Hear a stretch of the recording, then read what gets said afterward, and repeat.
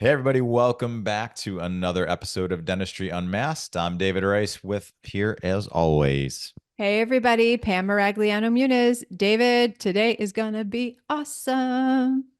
It's going to be very awesome. It's rare, I think, when we have a guest on here who is both a master of the clinical side of dentistry as well as like the leadership and the business side of dentistry. That's a unicorn we don't come across too often in dentistry. So I'm far from a unicorn, gentlemen. Like, No, come on you now. are a unicorn because I only see you in elevators and like in passing at conferences. So to actually get to sit down and Oh, chat come with you on. is such a treat. So everybody I'm with more of a us. teddy bear. I'm more of a teddy bear than a unicorn, just so you guys know.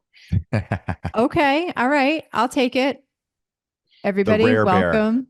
Tarun Agarwal. Welcome. Welcome. Thank you, guys. It's great to be on, and I look forward to spending some time with you guys. And hopefully, we can make it enticing and valuable for everybody listening. Hopefully, it can be so good they want to listen to it twice. Yes. And then we'll Yeah. have you back and then they can listen Yes. again and again and again. I enjoy talking. So, I love it. So let's talk about, what's going on in your world and what you're working on yeah. right now. Well, right now, I have kind of two lives. Well, I have three lives. I have my family life, my kids and all of that. So that's certainly always first and foremost. But then on the professional side of it, I've got kind of two lives. I'm a practicing dentist 2 to 3 days a week, and then I'm a dental educator 2 to 3 days a week. So between the dental practice, Raleigh Dental Arts, our dental education center, 3D dentist, it keeps me very busy. It keeps me in tune. It keeps me on my toes. It keeps me constantly thinking and trying to reinvent and really, it gives me a great insight into young dentists because we see so many of those come through the training. People my age because that's who I hang out with, and then the associate dentist because we have a couple of different associates at the office. And then being on the education side and the speaking sides, I get to work with a lot of manufacturers. So it really kind of gives me a real good overall view of what we're facing in dentistry, the challenges that we face, and I'm coming up on 25 years now in private practice, 25 and a half years as a practicing dentist. So that's a quarter of a century. That makes me feel really bad when I say it that way. But it gives me some insight into how dentistry has changed and how dentistry will continue to change as we move forward. So with that, I mean, I love the global approach that you have. You're Mhm. right. You have like this behind the curtain access in 360 degrees. I think that's so valuable. One of the groups you mentioned are people who are, we've been in dentistry and been doing this a little while. So what are some of those challenges that Yeah. you see practices facing as you educate and pull that together?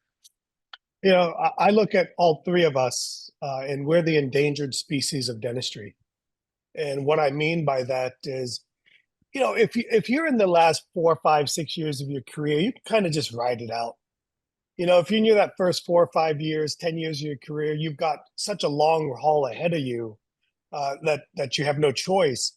But so many of us are in that middle age where if we don't change, we will get left behind. And if it's such a dangerous zone to be in. And I look at it quite simply. When I got out of school, I learned how to do dental amalgams in dental school. That's how long ago it was. All ceramic crowns weren't a thing, and nothing in dentistry was more than $1,000, $1,500. And today, dentistry is general dentistry is so broad and so wide, and there's hardly anything we don't do. So the way we do clinical dentistry has dramatically changed, but the way we deliver that care has changed, and the way we work the back end of that dentistry, that business side, the business operations of it, has totally changed. And I think to answer your question, people in that middle age group, our challenge is how do we blend all three of these things? How do we blend the clinical changes with getting up to date with modern dentistry? How do we blend with how we're delivering care using technology? And then how do we balance the business operations? to be able to thrive and survive for the coming probably 10, 15, 20 years that's remaining in our careers.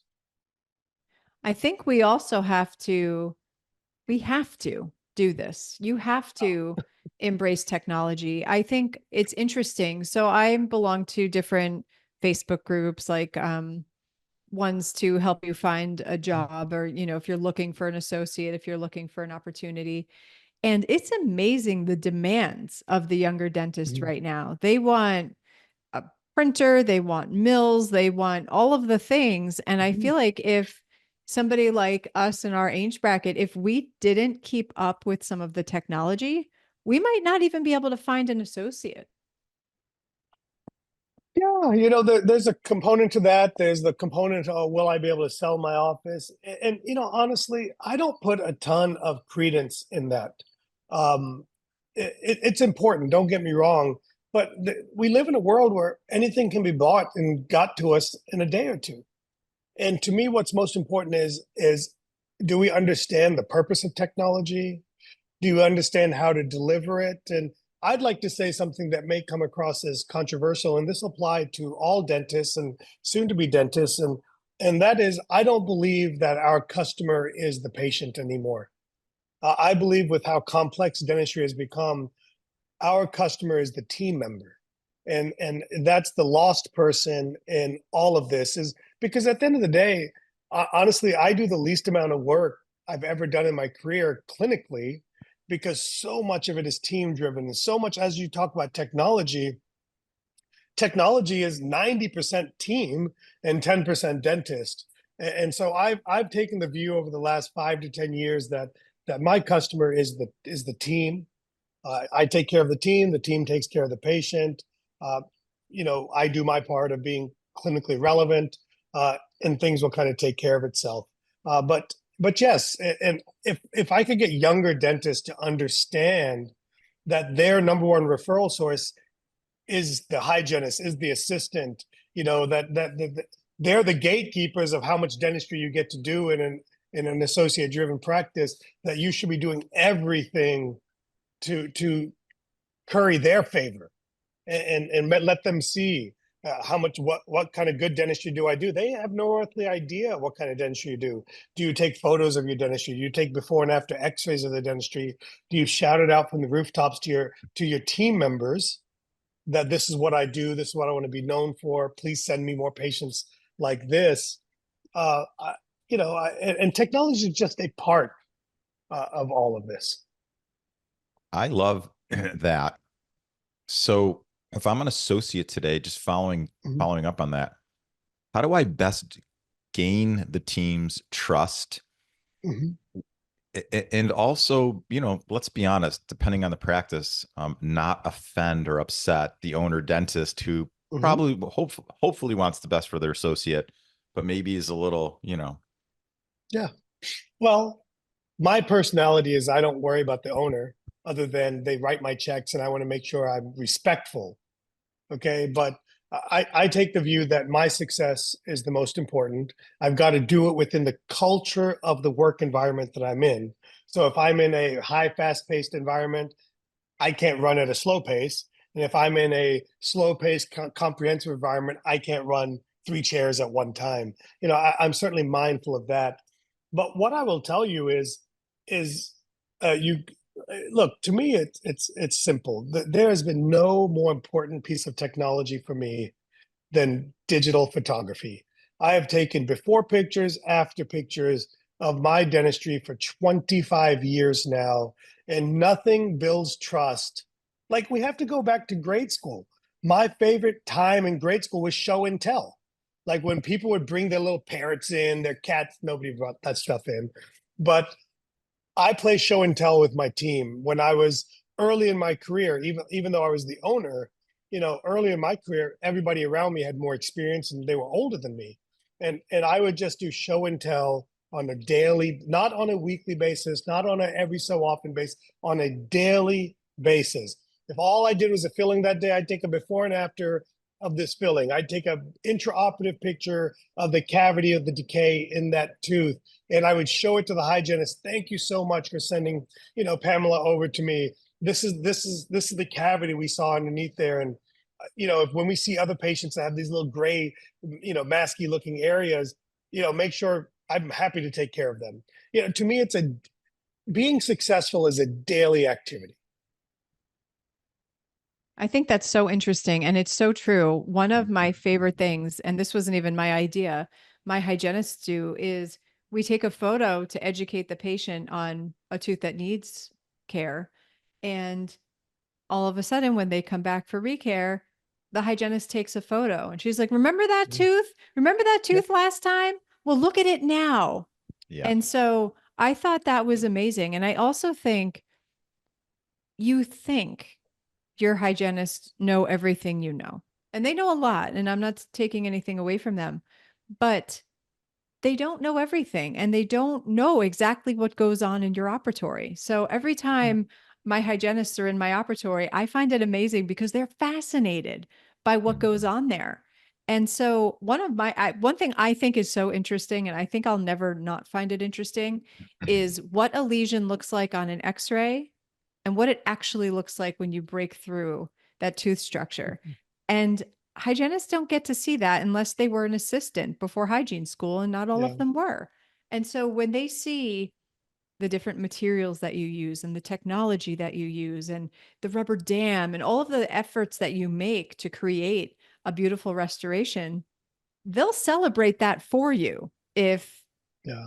if they see what you're doing. So I love that. Success is built Yeah. every day.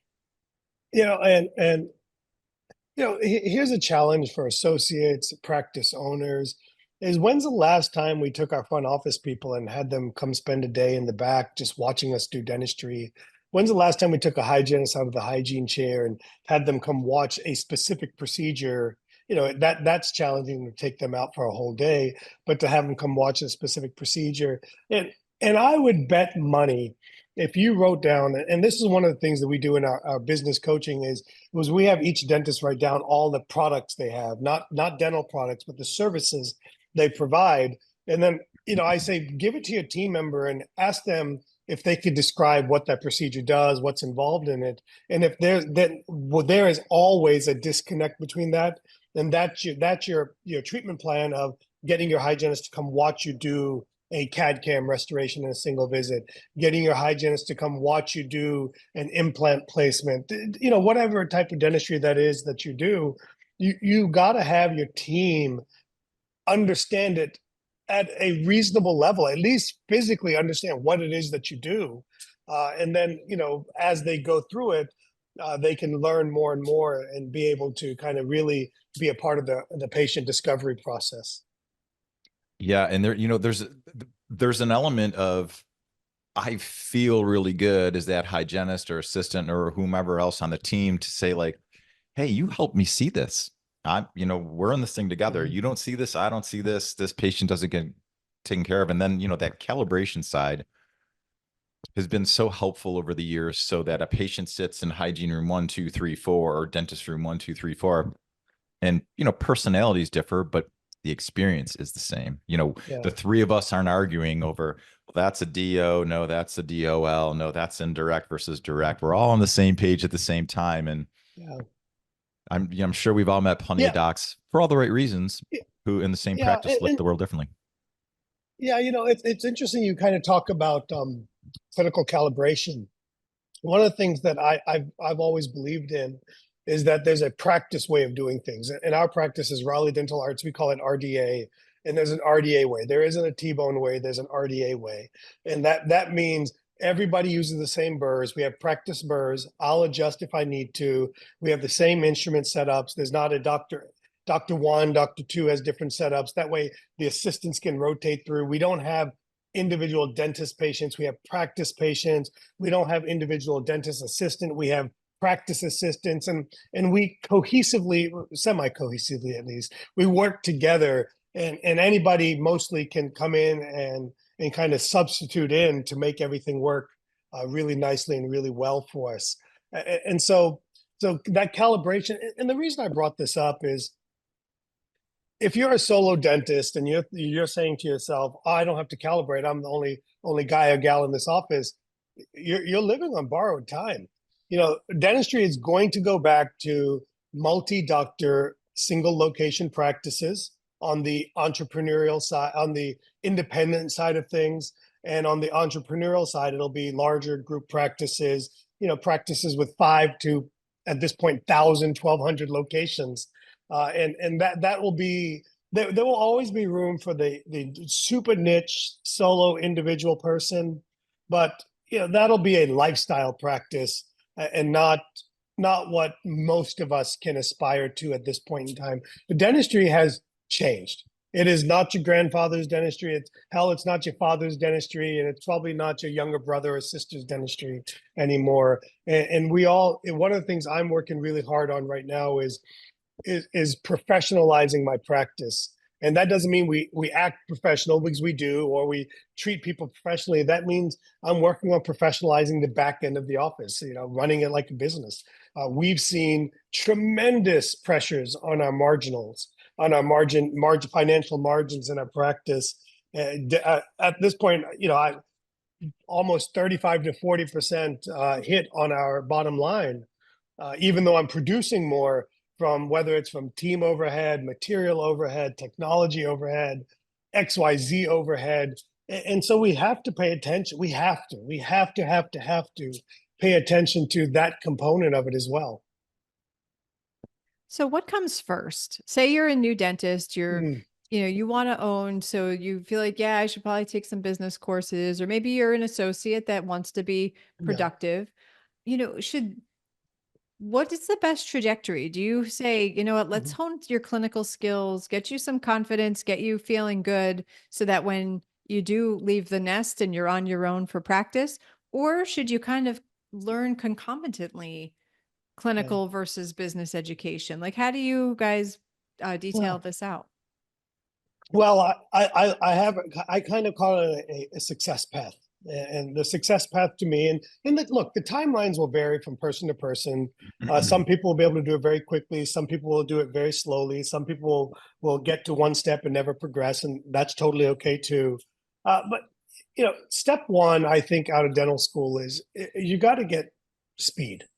Okay. In dental school, I had 3 hours to do a filling, 2 hours, whatever it is. You can't survive doing that. Okay. One, you'll probably lose your job. Two, you'll never make any money. And then your patients will leave you, because why in the hell would I want to sit in the chair for 3 hours for you to do a filling on me, for God's sakes, right? So step one to me is, let's get a basic level of speed. Okay. That doesn't mean being rushed. That just means, how can I get this down to a reasonable time amount that gets me good. Okay. Then the second thing, which I think most dentists, and the second thing is a lifelong endeavor, and I don't think we put enough time on this, and that's trust.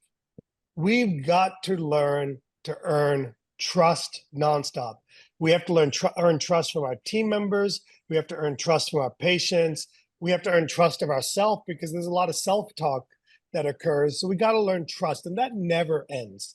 Once I get relatively speedy at basic dentistry, which honestly should take 3 to 6 months after dental school, you should tap out what you learn in dental school. Then I start looking at advanced skills. Okay. And to me, advanced skills will be what the practice needs, not necessarily what do I want to do. What does the practice need? So if I was in a office that took out a lot of teeth, and I would go learn how to take out a lot of teeth. That would be the advanced skill I learned. If I was in a practice where the owner dentist did third molars, and there's a lot of third molar patients, I'd go learn how to do third molars. I would also selfishly look at, I would run the report of what is the practice referring out the most, and I would go learn that. If I go back 25 years in my career, the first service I learned beyond dental school dentistry was root canals, how to do good root canals, because I got tired of referring all those out. So I learned how to do good root canals. So step one is get speedy. Step two, forever, is earn trust. Step three is then add an advanced skill. And the approach I took to the advanced skill was, I wanted to learn something new every single year.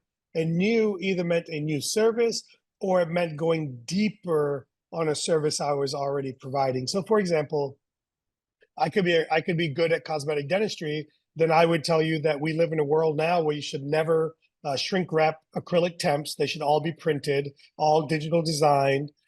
I would tell you level up on becoming digital with cosmetic dentistry. If I was an implant dentist, I would tell you level up on becoming digital with implant dentistry, or level up on bone grafting, or level up on full arch implants.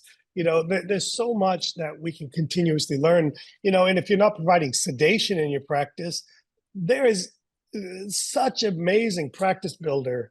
Like dentistry is like, as I sit here talk about this, I'm like, how do we not be successful? Like, if you're not successful, it's honestly, look in the mirror, it's a you problem. Like, dentistry is so, like, I could build a whole practice just doing sedation. I could build a whole practice, a whole niche just doing implant dentistry. I could do a whole practice just doing cosmetic dentistry. I could do a whole practice. And we learned this during the pandemic, just being open for emergencies, literally no appointment dentistry. Like, it is such an amazing profession.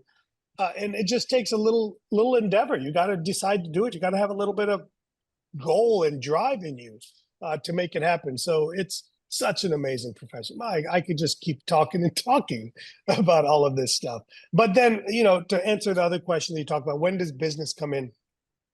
I think trust is business, number one. And I think business never ends. We have to, maybe in your early years at 75% clinical, 25% business. And then as you progress and there's less and less for you to really truly learn and add new, it kind of flip-flops to 50-50 business clinical. And then it becomes 75% business, 25% clinical. And that's kind of where I'm at in my stage of my career is, there's always more for me to learn, but I've reached a point where I don't have to learn a lot of new stuff. I can really hone in on the things that I enjoy doing.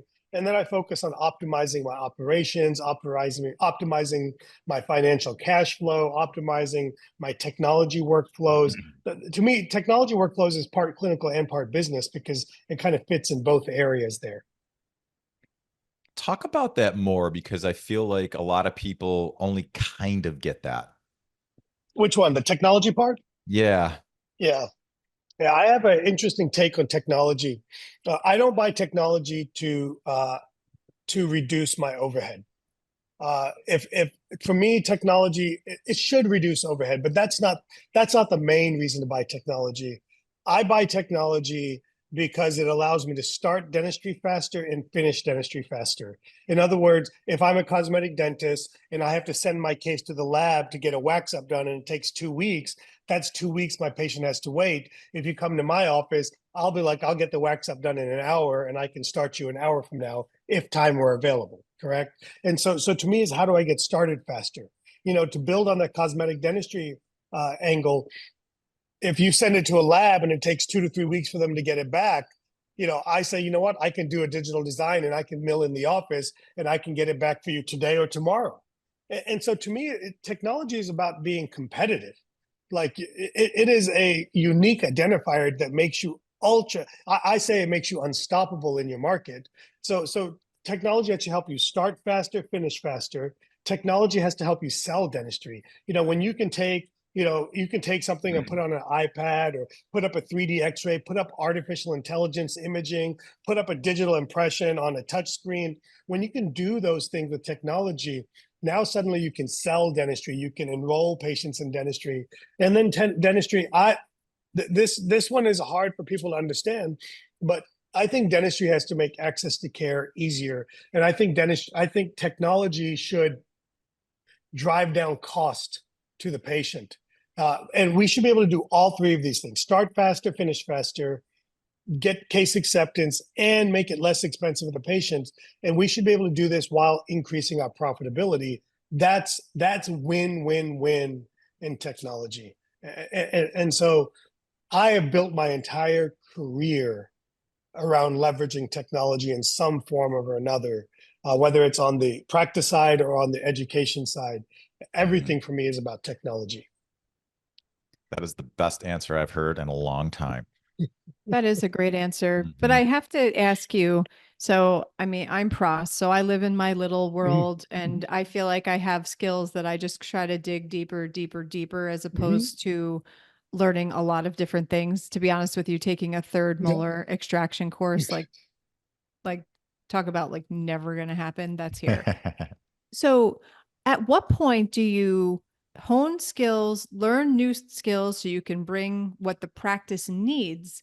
Do you ever Mhm. cross a threshold where then you say, you know what, I kind of want to dial back what I'm doing to do the things that I Mhm. love? At what point does that happen? Amazing question. Uh, I would love to talk about that. Number one, um, to me, this is all.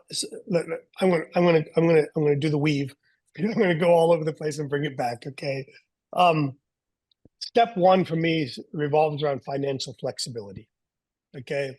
When you establish a game plan of how you're going to live well within your means, how you're going to save money, you establish financial flexibility.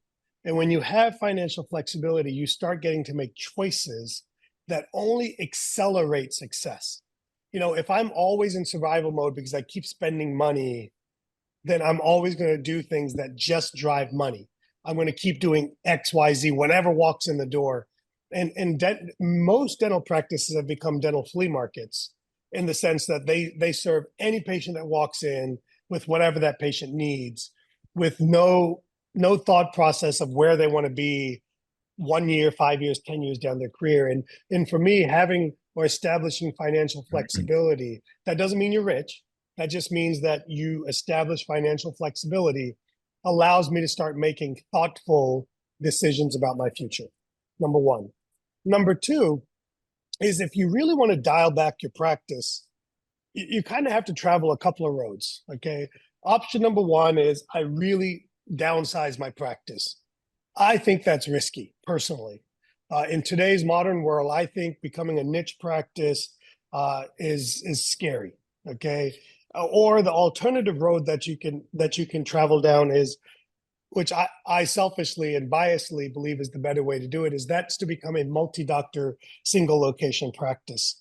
And that's when you bring in a young associate, an apprentice, if you will, and their job is to take the bread and butter, the meatball dentistry off your plate. That doesn't mean you feed them big fillings and nothing good. That means you literally start grooming them to be the general dentist, and then you start becoming the, it's hard to use the word specialist, but you become the quote unquote specialist within your practice. And that's kind of the road I started traveling about 10 years ago.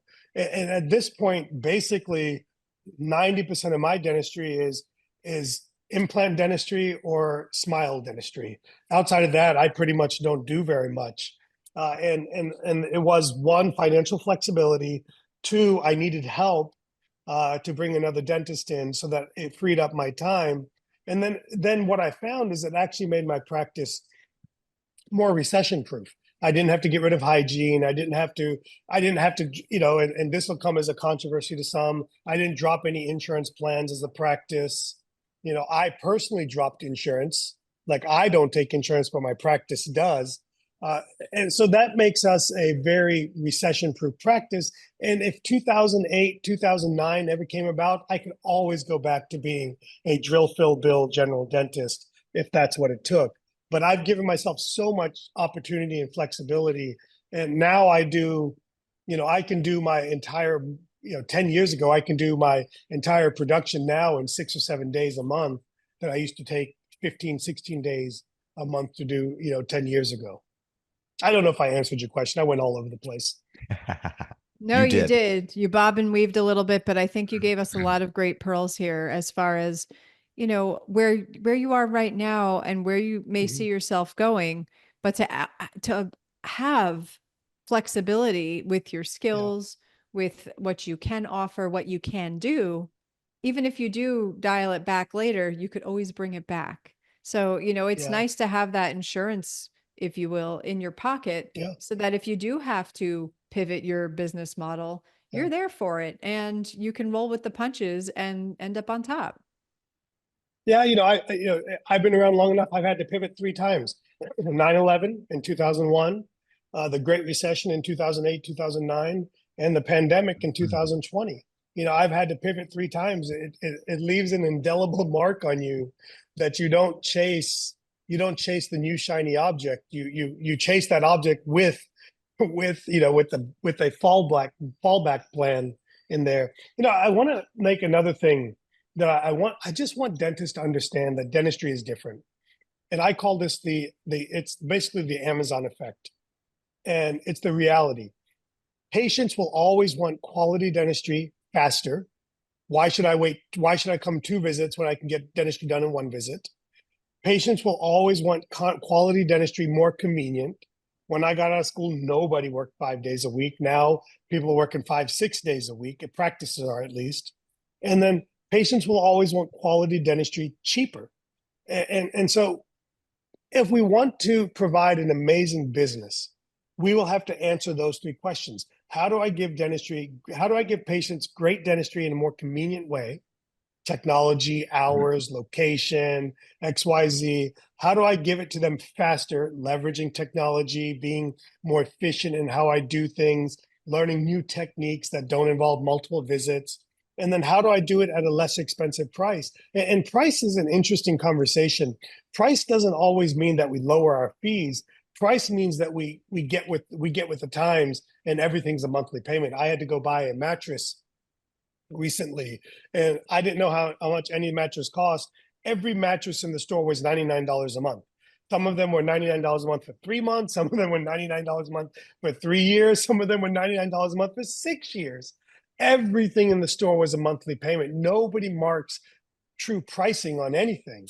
And we just have to understand that dentistry is different, and it will continue to evolve as we see more private equity, as we see more MBAs. It forces us to raise our level of dentistry, of the operations side of dentistry and the clinical side of dentistry, to stand out, to separate ourselves. And it's still a great time to be an independent private practice. I will argue it will always be a great time to be that. But yeah. That's amazing. And a perfect wrap up, because before Amazon, everyone would argue you could only be 2 of those 3. And in today's world, consumers, patients, clients, whatever we want to call them based on, the profession that we're in, we need to be great at all 3. Pam, how does 30 minutes go so fast? I have no idea. There's some things in my life that I wish would go by as fast as this podcast. And Pam, we're not gonna, this is a professional podcast. We're very professional here at Dentistry Unmasked. Well, let me tell you, I'm really, really glad to have this time with you. I certainly learned a few things, and I'm really grateful for you to share your advice, because listen, you should take it. Take this advice, because this is only going to make you more successful faster than all of us probably combined, and give you a better trajectory for success. So, Tarun, thank you so much for joining us. Thank you, Pam. Thank you, David. Thank you for all the listeners. And if I can ever be of help, I'm on all the social media channels as T-Bone Speaks, and just reach out to me there, and I'm happy to help. Awesome. That was it. It was, if you were the one human who didn't know how to find T-Bone, you now know how. So thanks for watching, everybody. We'll see you next week. And till then, take what you learn and do something with it. I don't know. Bye, guys. Thank you, everyone, for watching or listening to the show this week. And thanks to our guests and sponsors on this episode. Please check out our social media at Dr. Pamela_Maragliano and at Dental Economics Official. Or you can check me out at Ignite DDS or at Dr. David Rice. And go to dentaleconomics.com to receive dental economics. You can choose to receive DE in print or digitally, and you can also get the details of our Principles of Practice Management conference on our website. If you have topics or guests or anything you'd like to talk about on the show, send us an email to dentistryunmaskedpodcast@gmail.com, and we will do our very best to make it happen. Thanks again, and we'll see you next week.